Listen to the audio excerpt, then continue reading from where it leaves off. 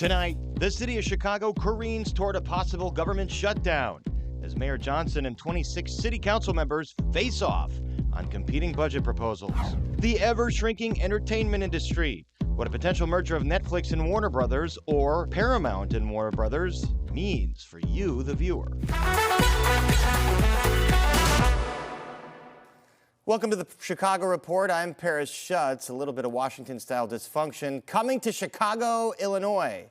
Mayor Johnson and City Council today signal they could be staring each other down into a government shutdown. Two sides are no closer on their competing budget proposals. The mayor relies on a reinstated corporate head tax, as well as a social media tax, a record TIF windfall, and a cloud computing tax. He says it's either this or taxing the working class, which coincidentally is what he says his opponents want to do. Alders have introduced a plan that cuts more, doubles the garbage collection fee, and hikes liquor and rideshare taxes. This weekend, Alders met with the mayor's team but couldn't resolve their differences. The mayor says they had all better come back to the table. I don't believe anybody wants, a government shutdown. This would not be good for our city.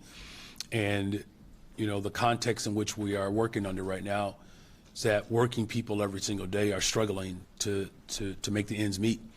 And so what I've said repeatedly, I'm always open to negotiate details and to find compromises along the way. But, doubling the garbage fee, collecting a, grocery tax and some of the other regressive ideas that have been put forward, this budget, cannot reflect the sins of the past. So that's why, I've said I'm open to alternative forms of progressive revenue. Email to fellow Alders, 39th Ward Alderwoman Samantha Nugent said it's the mayor who's going to have to drop his corporate head tax proposal, among other things. Quote, "We cannot be a partner to a budget that will push Chicago over a financial cliff and wreak havoc on taxpayers of today and tomorrow. And as we approach the December 30 deadline to pass a budget that protects our economic future, we also cannot afford a Johnson-imposed shutdown taken straight from the Trump playbook." And joining us now to wade into these competing proposals are Jack Lavin, president of the Chicagoland Chamber of Commerce, and Justin Marlowe, professor and expert on municipal finance with UChicago's Harris School of Public Policy. Thank you both for joining us. Jack Lavin, you heard all that. Do you believe the mayor and city council will come to an agreement and avoid a shutdown before the end of the year? Well, one thing about local government, Paris, you got to have a budget and the rubber hits the road. And so they will have a budget at some point. Could it go over time? Maybe. I hope not. But I think the mayor talks about coming to the table, and he had a real alternative budget proposed by these alders, and he pretty much shot everything down. And he talks about working people, but you can't have working people without jobs. And he's got over $500 million of taxes that he wants to hit the business community with the head tax and the cloud tax or personal property lease transaction tax. And that's a lot for the business community to take when we've dealt with tariffs and inflation and skyrocketing property taxes. And these are job crushing taxes. So if you want to have working people, you can't have these taxes. If you want to get out of long-term deficits, you got to have a pro-growth strategy, and that includes growing jobs, not having these taxes that will kill jobs. Justin Marlowe, the way the mayor has framed this is that the alternative proposal would hit the working class. His proposal would ask a little more of millionaires and billionaires. Is that a fair choice that he's presenting here, or maybe a false choice? Yeah, it's a little bit of both. I mean, there's no question that anytime you try to tax business writ large, whether it's large business, small business, or whatever, I think everything we know is that those taxes in one way, shape, or form end up passed down to either consumers or to employees in the case of things like employee benefits.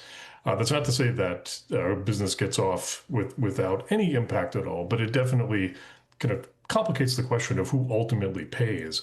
I think at the same time, in some ways, as much complaints as there's been about things like increasing the garbage tax and the liquor tax and some of the other taxes that have been proposed, is that as undoubtedly they will hit working people, but we'll know exactly how they'll hit working people, which I think is one of the big differences, potentially between those proposals and some of the taxes that have been proposed to hit business. So there's interesting questions about sort of ultimately who will pay, and I think It's a little bit simplistic just to say that one group will pay and another will not. I mean, when you're looking at And Paris, if I could add, yeah, go ahead, Jack. a lot of the publicity has been on the head tax. They're not talking a lot about the cloud tax or the personal property lease transaction tax, which has gone from 9% in 2024, which he has proposed to go to 15%. It's supposed to raise over $400 million. And a lot of it's big business isn't paying enough. That's $400 million just on that one tax alone. Last year, it was sold as a tax on big tech. It's a sales tax that is passed through to every business, every consumer. So everyone will be hit. Every business will be hit. Consumers that use digital technology will be hit. Not only that, it hits equipment leases. So film and TV production will be hit. These are great success stories for Chicago with Chicago Med and all that series, Chicago Fire. And these would all be hit with what it would be the highest tax in the nation. That makes us an outlier, and it hurts our competitiveness and competing for jobs and companies to come to Chicago. I have heard from small business on that on that personal property replacement tax, the quote unquote cloud tax. So if you're a bar owner, it would tax, if you're, I don't know, renting out your point of sale system. Right, the point of sale system. If you're selling, your customer relations management system. If you're a small business owner and use Quicken to do your books, it's going to hit you. It's going to hit. It's kind of a hidden tax that would hit a lot of small business, and the mayor didn't really have an answer. I asked him about that. But Justin Marlowe, getting back to the corporate head tax, is that kind of thing the jobs killer that aldermen and Mr. Lavin are claiming they are, or are there examples of cities that have this kind of tax? Chicago had it up until several years ago, but cities that have it where it doesn't really impact business or the economy. Yeah, I think it's complex, obviously. I think the big question mark right now is, what downtown business looks like in a post-COVID environment. And I think that's the huge question mark that Chicago and so many other big cities are facing now. It may be that there have been head taxes or local income taxes or some sort of an equivalent in place in other cities for a long time. But I think everybody also agrees that post-COVID, where business is much more mobile than ever before, and there's lots of incentives to move jobs even just a little bit out of downtown into the suburbs, that's a very real threat that didn't necessarily exist at the same scale that it exists now. So regardless of the actual impact, and regardless of the scale of the claims that are made in both directions, that there's no question that we're in a different environment now than we've been in the past. And I think it's also fair to say that every city in America right now, looking to keep its downtown healthy, looking to have jobs that are providing for livable wages for people downtown, the idea of having having a head tax like this is just sort of the principle surrounding it, is the thing I think that business is reacting to. And that's fair. Again, regardless of the actual impacts, it's the sort of the spirit of it or the principle of it that I think is eliciting the kind of reaction that is eliciting right now. And the mayor has signaled some openness to compromise on this, Jack. There's some whispers today that he would make this only applicable to companies with 500 people or more. He would charge them $33 per head as opposed to 100 people or more. So only the really big businesses, the so-called multimillionaires and billionaires. Is that something that would lessen the blow and at least spare some of the mom and pop businesses? We would be opposed to any head tax. I guess getting back to what Professor Marlowe said, companies have more choices than ever of where to go. And if you're trying to attract a company, it's easy to say, oh, Chicago will charge you a tax to hire somebody or to have somebody employed. That works against us as we're competing with other cities for jobs. And then to get back to the downtown example, I have a member, they have offices in the suburbs and they have offices downtown. People don't want to do the commute. Can I work in the suburbs? And this business owner said, no, I want people to come back downtown. We need a strong downtown, vibrant. And then this comes out, and then how does he argue with his employees to say they want to work in Downers Grove? Because now it's going to help the company save money. Or they're going to have them work, 3 days in Downers Grove or out in the suburbs or 2 days in Chicago. It's a false choice. And there's a multiplier effect of this tax that we thought we were done with. And I think the bottom line is, where's the shared sacrifice? This is $100 million for the head tax, $400 million for the personal property lease transaction tax. That's $500 million he's asking from the business community. Where's the shared sacrifice? The mayor had a roadmap from the report he commissioned with EY, from his financial future task force appointed by him. He had a roadmap for cuts and efficiencies and better management, and he hasn't even addressed it. Overtime management, vacancies, non-critical vacancies, $1 billion of uncollected fines and fees. And he's ignoring all that to tax businesses more, tax consumers more. And that's just not a way you're going to, in the long term, get out of these deficits.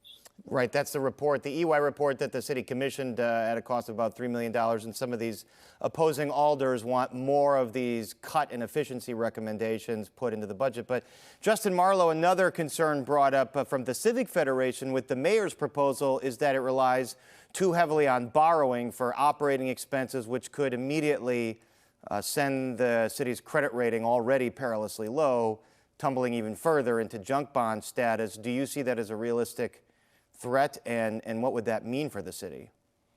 Yeah, it's definitely a realistic threat. And I certainly the threat from additional borrowing is real and something that should be discussed. I think in many ways, though, with respect to the city's credit rating, the damage has kind of already been done.